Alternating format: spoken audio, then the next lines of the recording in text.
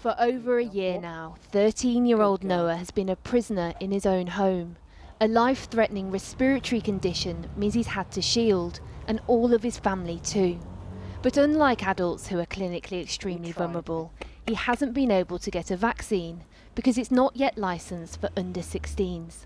I haven't given up hope, but in moments I've thought maybe this won't be okay, maybe it will stay like this for a long time, and I've got really upset and lost hope, but not fully. Felt quite alone for most of it.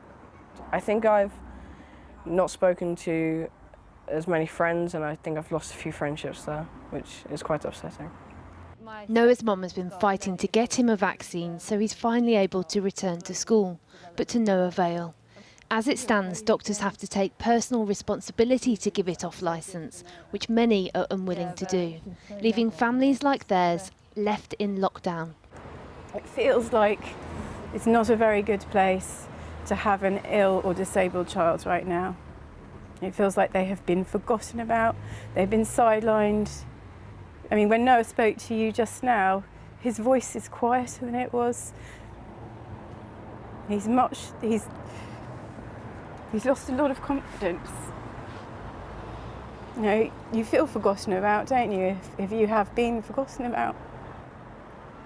He has been through so much, so much. He's been blue lighted to hospital literally hundreds of times. We have 3 oxygen cylinders upstairs.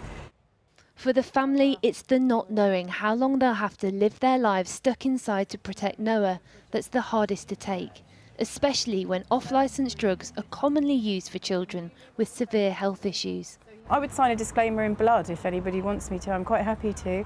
I would take full responsibility. It just doesn't seem possible that that can be available and we cannot get it for him. And I've tried everything. I've never been able to not, advocate for my children and make things better, and I can't. And it's so disempowering. In January, the Deputy Chief Medical Officer gave hope to families of clinically extremely vulnerable children when he said in exceptional circumstances some over 12s might be able to access the vaccine.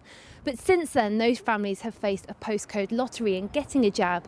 A survey given exclusively to Channel 4 News from the disability charity Contact showed that for every 20 parents trying to access a vaccine for their child, only 3 were successful. We know from families we spoke to that about 10% of them want to access the vaccine right now for their high-risk child. And we think the government could make it a lot clearer in terms of how to go about doing that, both for doctors and for families. Pfizer announced this week that a trial showed their vaccine to be safe for over 12s, but the government's Committee for Vaccinations says it will still be some time before it's approved here, leaving families' only route out of lockdown through an off-licence jab. This week, after a long battle, 15-year-old Sophie, who has a mitochondrial disorder, finally got her jab.